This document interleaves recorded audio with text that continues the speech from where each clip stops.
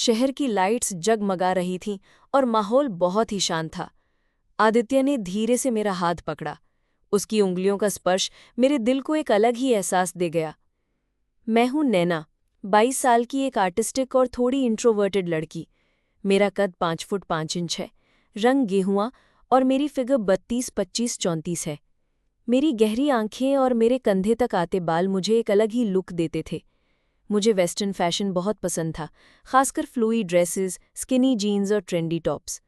मैं अक्सर गैलरीज और आर्ट एग्जीबिशन में जाती थी और मुझे खुले आसमान के नीचे बैठना, अपनी स्केचबुक में कुछ बनाना बहुत अच्छा लगता था। मेरी लाइफ में ज़्यादा ड्रामा नहीं था, मैं अपने काम और अपनी कला में ही खोई रहती थी। हाँ, कई लड़के मेरी तरफ देखती थे और प्रपोज भी कर देते थे, पर मैं अक्सर उन्हें नज़रअंदाज कर देती थी। मैं एक ग्राफिक डिज़ाइनर थी और एक छोटी पर क्रिएटिव डिज़ाइन स्टूडियो में काम करती थी। मेरा काम मुझे बहुत पसंद था क्योंकि इसमें मुझे अपनी कला को एक्सप्रेस करने का मौका मिलता था। एक दिन हमारे स्टूडियो को एक बड़े इवेंट के लिए ग्राफिक डिज़ाइन का काम मिला। ये इवेंट एक आर्ट फेस्टिवल था जिसे एक नई इवेंट मैनेजमेंट कंपनी ऑर्गेनाइज कर रही थी। मीटिंग के लिए जब मैं उनकी ऑफिस पहुंची तो मेरी मुलाकात उनके डायरेक्टर आदित्य से हुई। 26 साल का, मुझसे 4 साल बड़ा। वो देखने में काफ़ी हैंडसम था, स्मार्ट और कॉन्फिडेंट। उसका बात करने का तरीका बहुत इम्प्रेसिव था। उसका अपना इवेंट मैनेजमेंट और ब्रांडिंग का बिजनेस था। शुरुआत में हमारी बातचीत सिर्फ काम तक ही सीमित थी। हम घंटों इवेंट की थीम, डिज़ाइन और कॉन्सेप्ट पर बात करते। आदित्य बहुत ही प्रोफेशनल था, पर धीरे धीरे मुझे उसकी क्रिएटिविटी और प्रॉब्लम सॉल्विंग स्किल्स बहुत पसंद आने लगी। वो बहुत सपोर्टिव भी था और मेरे आइडियाज़ को हमेशा अप्रिशिएट करता था। काम करते करते हमारी दोस्ती गहरी होती गई। हम अक्सर काम के बाद भी बैठे रहते, अपनी पसंद नापसंद, अपने पैशन और अपने सपनों के बारे में बात करते। वो मेरा सबसे अच्छा दोस्त बन गया था, जिससे मैं अपनी हर बात शेयर कर सकती थी बिना किसी झिझक के। एक शाम इवेंट लगभग खत्म हो चुका था और हम दोनों ही बहुत थके हुए थे। हमने डिसाइड किया कि एक छोटी सी वॉक पर चलते हैं, बस हवा खाने के लिए। शहर की लाइट्स जगमगा रही थी और माहौल बहुत ही शांत था।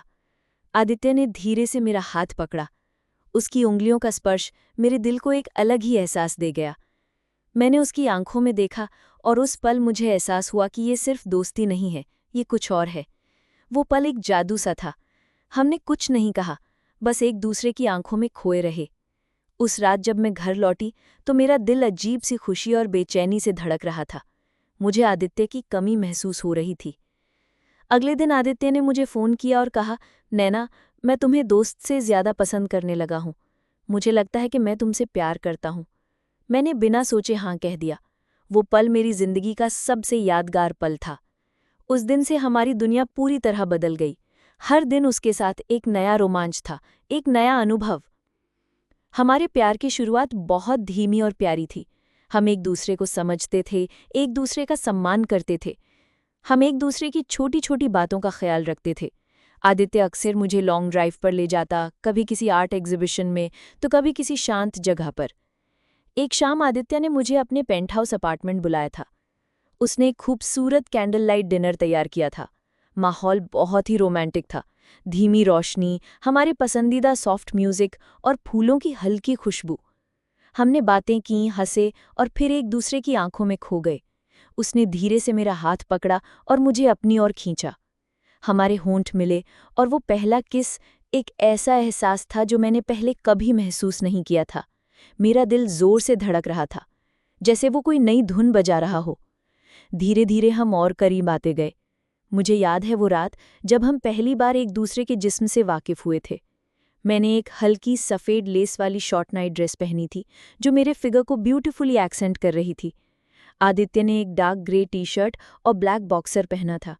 हम एक दूसरे की बाहों में थे, एक सुकून भरा पल। उसकी उंगलियां मेरे बालों में थी और मेरी उंगलियां उसकी पीठ पर। उस वक्त ना कोई जल्दबाजी थी, ना कोई हिचकिचाहट, बस एक दूसरे के लिए गहरा प्यार और सम्मान। आदित्य ने धीरे से मेरे बालों को सहलाया और मेरे माथे पर एक प्यार भरा किस किया।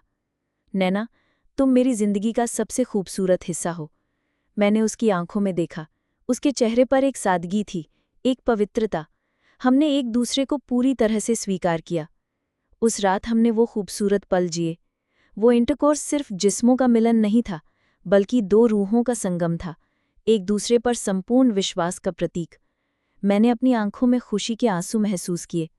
एक नई मिठास, एक नई गहराई थी उस पल में। मुझे लगा कि मैं दुनिया की सबसे खुशकिस्मत लड़की हूं। पर हर बार जब हम करीब आते, वो पल एक नए एहसास से भर जाता था। आदित्य हमेशा बहुत जेंटल, प्रोटेक्टिव और केयरिंग होता था। हमने कई बार ऐसे पल जिए और हर बार वो हमारे प्यार को और गहरा करते थे। हमने एक दूसरे से शादी का वादा किया था, साथ रहने का वादा किया था, एक साथ बूढ़े होने के सपने देखे थे। सब कुछ बहुत खूबसूरत चल रहा था। हम शादी की तैयारियां कर रहे थे, भविष्य के लिए बड़े बड़े सपने बुन रहे थे। पर कहते हैं ना, हर अच्छी चीज का एक अंत होता है, या शायद हर कहानी में एक मोड़ आता है। धीरे धीरे आदित्य बदलने लगा। वो मुझसे दूर रहने लगा, मेरे फ़ोन कॉल्स का जवाब नहीं देता, मुझसे मिलने से कतराने लगा। मुझे समझ में नहीं आ रहा था कि क्या हो रहा है। मैंने उससे कई बार पूछा, पर वो हमेशा कोई ना कोई बहाना बना देता या टाल मटोल करता रहता। एक दिन मुझे पता चला कि आदित्य किसी और लड़की से शादी करने वाला है। वो एक बहुत खूबसूरत और अमीर बिजनेसमैन की बेटी थी। मेरा दिल जोर से धड़क रहा था, जैसे वो अभी फट जाएगा। मेरे पैरों तले जमीन खिसक गई। मेरा दिल टूट गया, टुकड़े टुकड़े हो गया। मैं वहीं जमीन पर गिर पड़ी और रोना शुरू कर दिया। इतना रोई कि मेरी आंखों से आंसू सूख गए। मेरा विश्वास चकनाचूर हो गया था। जिस इंसान पर मैंने आंखें बंद करके भरोसा किया था, जिसके साथ मैंने अपनी पूरी जिंदगी की कल्पना की थी, उसने मुझे इतना बड़ा धोखा दिया। वो अब पूरी तरह से मनी माइंडेड हो गया था और बड़े बड़े बिजनेस डील्स के पीछे भाग रहा था। जब मैंने उसका पीछा नहीं छोड़ा और उसे समझाने की कोशिश की, तो उसने मुझे साफ कह दिया कि मैं उसकी लाइफ से बाहर निकल जाऊं, और मुझे धमकी दी कि अगर मैंने उसे परेशान किया तो वो मेरे घर वालों को हमारे रिश्ते के बारे में सब कुछ बता देगा। मैं डर गई और मैंने हार मान ली। मैं पूरी तरह से टूट गई। मेरा मन किया कि बस ये जिंदगी यहीं खत्म हो जाए, अब कुछ भी बाकी नहीं रहा। मैं कई दिनों तक अपने कमरे में बंद रही, अंधेरे में। मुझे लगा कि मेरी जिंदगी का अब कोई मकसद नहीं रहा, मैं किसी काम की नहीं रही। मैं खाना पीना भूल रही, बस रोती रहती थी, दीवारों को घूरती रहती थी। मुझे अपने पेरेंट्स की बातें याद आने लगी, जो वो बचपन से मुझे सिखाते थे कि नैना, भारतीय संस्कृति को मत भूलो, ऐसे मॉडर्न कपड़े मत पहनो जो तुम्हारी संस्कृति से मेल न खाते हो। लड़का लड़की के बीच एक मर्यादा होनी चाहिए, बॉयफ्रेंड गर्लफ्रेंड के रिश्तों से दूर रहो। लड़का लड़की का रिश्ता भाई बहन जैसा ही होना चाहिए। एक लड़की के लिए सिर्फ उसका पति ही अलग होता है, बाकी सब लड़कों को भाई जैसी नज़रों से देखो। किसी लड़के की बहकी बातों में मत आना, अपने इमोशंस को कंट्रोल में रखना। अगर कोई भी बात हो तो तुरंत पेरेंट्स को शेयर करना, कुछ भी छुपाना नहीं। काश मैंने उनकी बात मानी होती, काश मैं इतनी अनजान न होती, इतनी भोली न होती। मैं अपने आप को कोस रही थी। मेरी हालत देखकर मेरे घरवालों को सब पता चल गया। मुझे डांट सुननी पड़ी, पर उनकी आंखों में मेरे लिए प्यार और चिंता भी थी। मेरी सोसाइटी और आस पड़ोस के कुछ लोगों को भी इस बारे में पता चला और मुझे उनकी अजीब नज़रों का सामना करना पड़ा। मुझे बहुत शर्मिंदगी महसूस हुई, पर मेरे पेरेंट्स ने मुझे संभाला। इस सदमे से मैं बीमार पड़ गई। मुझे बुखार और कमज़ोरी महसूस होने लगी। अब मुझे जिंदगी वीरान लगने लगी थी, जैसे इसमें कोई रंग बचा ही ना हो। पर फिर एक दिन मैंने अपनी माँ की आवाज़ सुनी। वो मेरे लिए बहुत परेशान थी। उनका चेहरा मुरझाया हुआ था। मैंने अपने आप को शीशे में देखा। मेरी आंखें सूजी हुई थीं, मेरा चेहरा पीला पड़ गया था। मैं एक मरी हुई इंसान जैसी लग रही थी। मुझे एहसास हुआ कि मैं अपनी जिंदगी क्यों बर्बाद कर रही हूँ, एक ऐसे इंसान के लिए जो कभी मेरा था ही नहीं। मेरा प्यार झूठा था, पर मेरी जिंदगी नहीं। मुझे अपने पेरेंट्स के लिए जीना था, अपने लिए जीना था और इस दर्द से बाहर निकलना था। मैंने मुश्किल से खुद को संभाला, एक एक करके अपने बिखरे हुए टुकड़ों को जोड़ा। मैंने अच्छे से जीने का फैसला किया और इस मुश्किल से बाहर निकलने का रास्ता ढूंढा। ये कहानी मैंने इसलिए शेयर की ताकि कोई और लड़की मेरी जैसी गलती ना करे, ताकि वो पहले से ही सतर्क रहे। ये मेरी जिंदगी का एक कड़वा सच है, पर इससे मैंने बहुत कुछ सीखा है। मैंने सीखा है कि सबसे ज़रूरी है खुद पर विश्वास करना और अपने आत्मसम्मान को कभी नहीं खोना।